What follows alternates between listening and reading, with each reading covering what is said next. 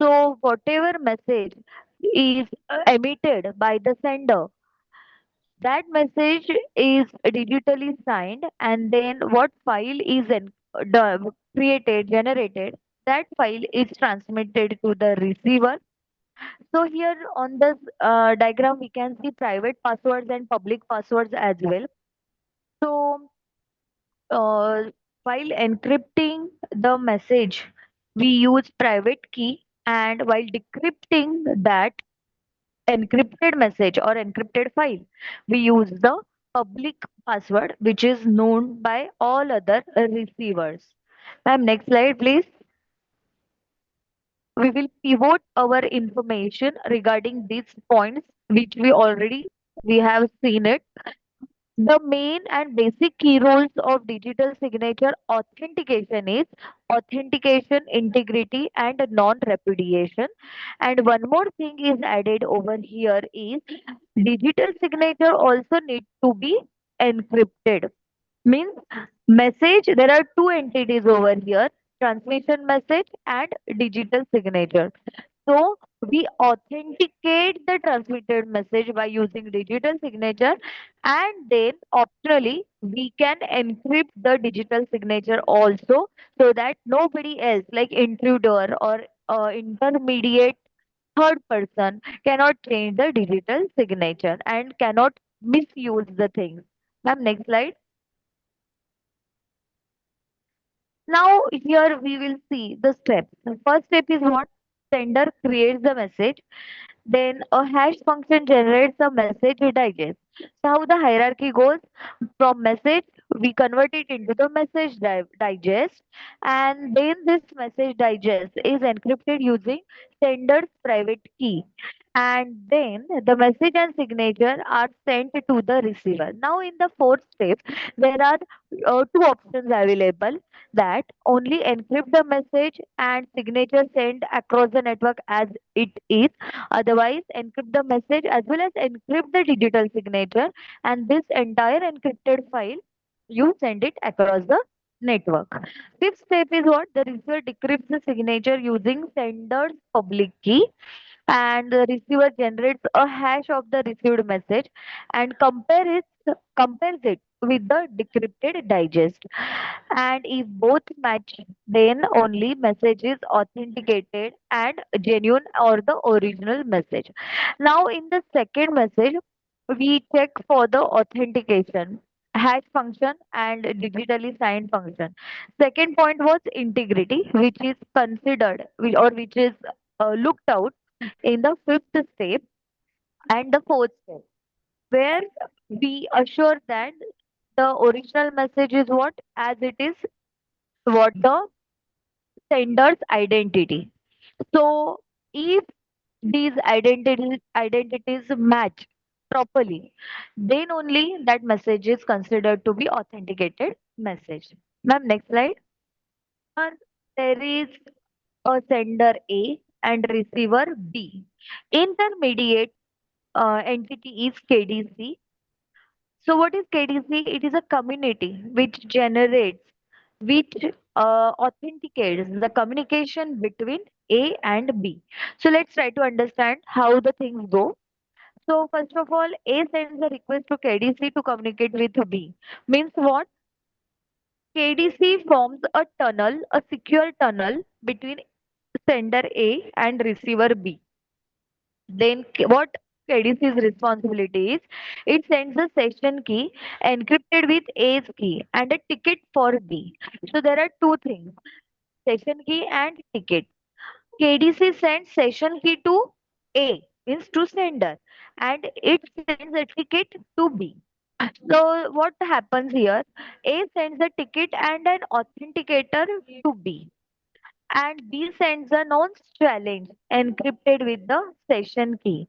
And after that, A returns the modified nonce to prove its identity.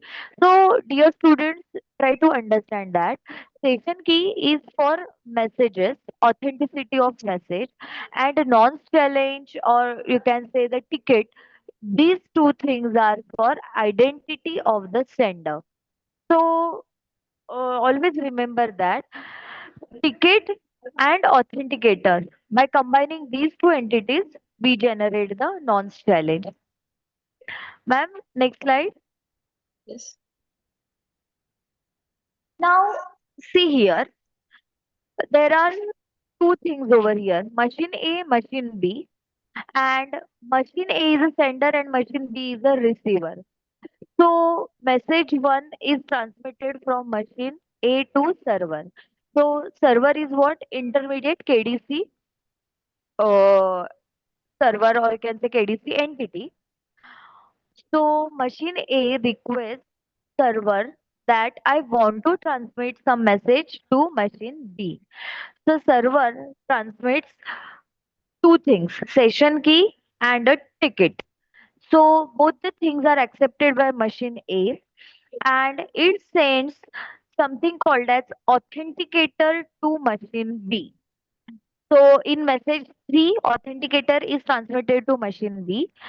Machine B agrees upon this authenticator. कि, okay, I have all the algorithms to decrypt the message, to cross-check the identity of your sender. You can send the messages to me. So this is what acknowledgement from machine B, which is transmitted in message 4.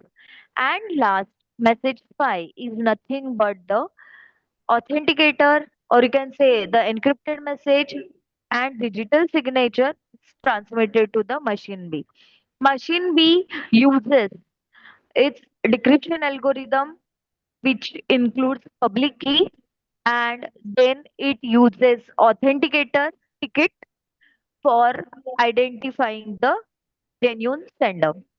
So what the machine B role is here, first of all, it uses public key to decrypt the message file. Second thing, it uses the authenticator ticket to, you can say, to ensure the non-repudiation of the sender. So what are three things, three purposes we had seen for digital signature? All those three are satisfied over here. They are looked over here. Ma'am, next slide. So here, digital signature is depicted in a schematic manner. So there are two things. Signer means, of course, sender, and the second one is verifier.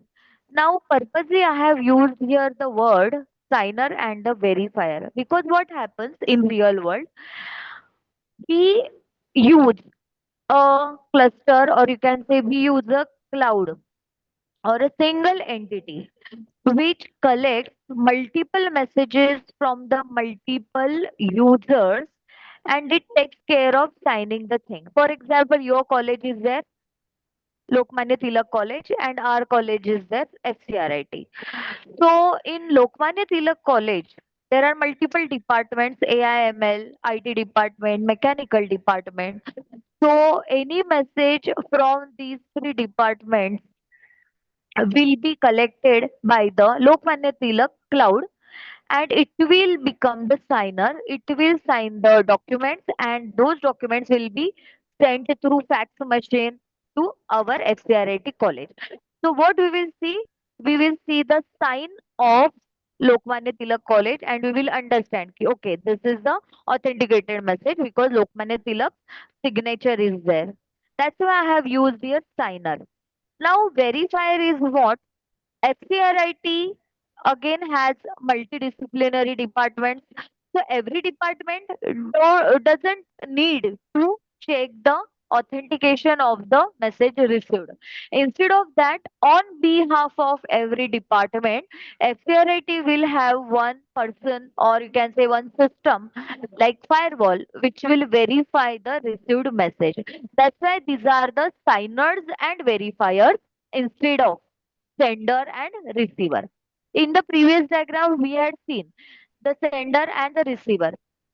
Sender is signing also and generating information also, encryption also.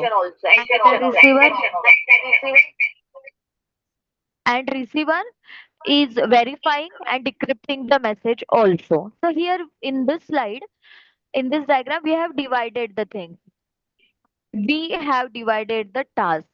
So sender will generate information, signer will follow and will proceed with the digital signature processing, and verifier will claim there is no non-repudiation, there is no non-integrity, and the decryption, or you can say encrypted message, will be forwarded to the receiver. Receiver will take care of decryption of the message. Now, verifier will check digital signature, and receiver will only decrypt the message and it will do the next step. So, this is the thing. Next slide, please. Now we will see the RSA algorithm here. So basically what is RSA? First of all, it is a public key cryptographic algorithm. It is used for secure data transmission, encryption, and digital signatures. So in the previous thing, we had seen the division or discrimination of tasks, that encryption एक बंदा कर रहा है, उसको digitally sign दूसरा बंदा कर रहा है, रिसीवर एंड में एक डिजिटल सिग्नेचर वेरीफाई कर रहा है एंड दूसरा पर्सन और दूसरा सिस्टम उसको डिक्रिप्ट कर रहा है. So all these things are taken care of togetherly in a in a binding manner by RSA. RSA is, this algorithm is given name by its founders, or you can say invest in the persons who proposed this algorithm. So R stands for Ron Rivers, S stands for Shamir, and A stands for Edelman. So it is, RSA is acronym for Reversed Shamir Edelman algorithm. Next slide, please. So in the given diagram, we can see how RSA works. So first of all, it first task is key generation.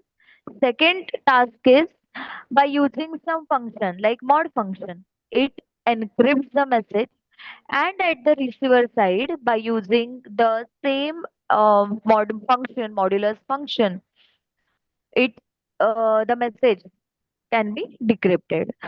So first of all, in the generation of keys, there are two keys are there, public keys and private keys. Public keys and private keys, by using these two keys, the message is encrypted by using mod function. And here you can see the C block. That C block is what? Crypted message, encrypted message. This C is transmitted to the receiver end, which is called as C for text. And by using modulus function, the modulus function is what? C raised to D mod n. So n are nothing but number of bits, and you can say like that, cipher text, what all bits it is having, those bits are considered collectively, or they can divide into chunks, and for every chunk we can operate this mod function. And at the end, what all decrypted chunks are there, they, those chunks we can collect, we can combine, and we can regain the original message. Next slide. Next is, you can see there is a comparative strategies of El Gamal and Schnorr. So what's the difference between El Gamal and Schnorr is? See, first of all, we'll try to understand what their strategies is. El Gamal uses some function, and also it uses private key and public keys by using mod function. And Schnorr also does the same thing. Okay, so only the difference between El Gamal and Schnorr is their key generation algorithms. So always remember, in El Gamal, whichever key is generated, it is used for encrypting the message, and it is signed differently or separately. In Schnorr, what happens? Whichever key we are using for encryption, same key we can use for signing, digitally sign also for for digital signature also. Next slide, please. So these some points we had seen in what all there in our syllabus. So what happens when you talk about when you want to apply for any industrial things? Then some, uh, if we take the example of a person, so that person has two hands, right hand and left hand. So if right hand is your degree, or you can say your uh, BE degree, BTech degree, MTech degree, then your left hand is your skill set. Industry needs a full-fledged person. Industry doesn't accept any person which is short falling with at least one hand. So means what does it mean? It before what all slides we learned before, they sum off or partially cover your theoretical concepts by using which you will apply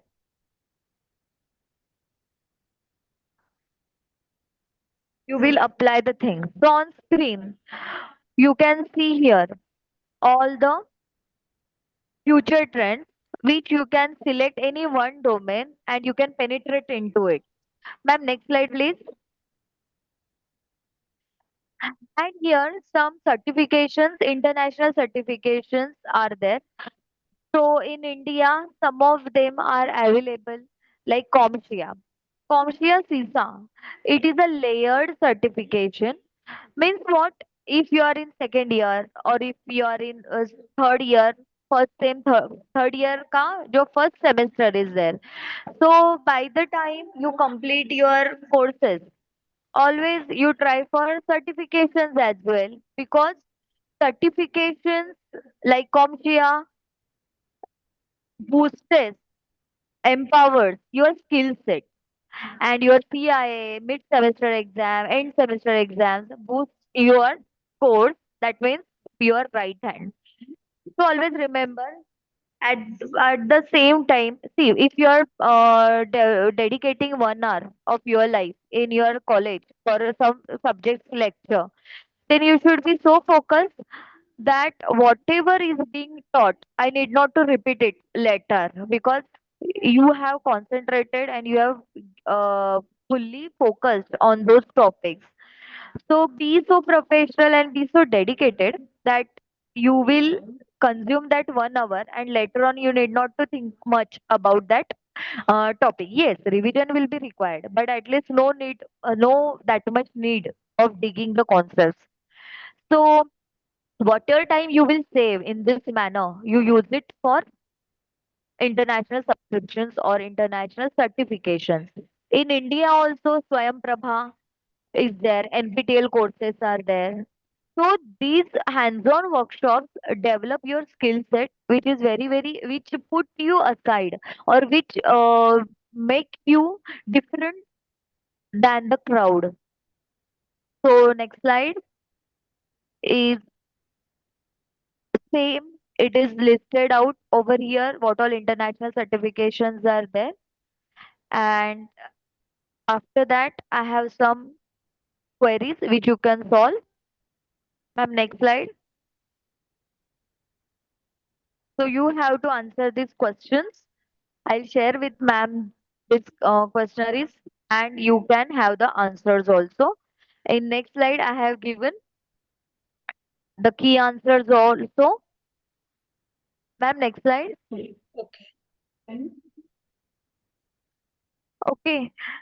And ma'am, now it is last 5 minutes. Yes, yes. So shall we wind up? Yes, ma'am. Last slide. Okay, ma'am. So, dear students, all the best. Train hard so that you can fight easy. So, always preempt all the types of questionnaires and try to be ready for their answers. Thank you, Shalaka ma'am. Thank you so much. Thank you so much, ma'am. The lecture was really very enlightening. Thank you, ma'am. Should I leave Okay. the session? Yes. Should I leave the session? or Yes, like, ma'am. Yes, ma'am. Okay, ma'am. okay, thank you, ma'am. Thank you, ma'am.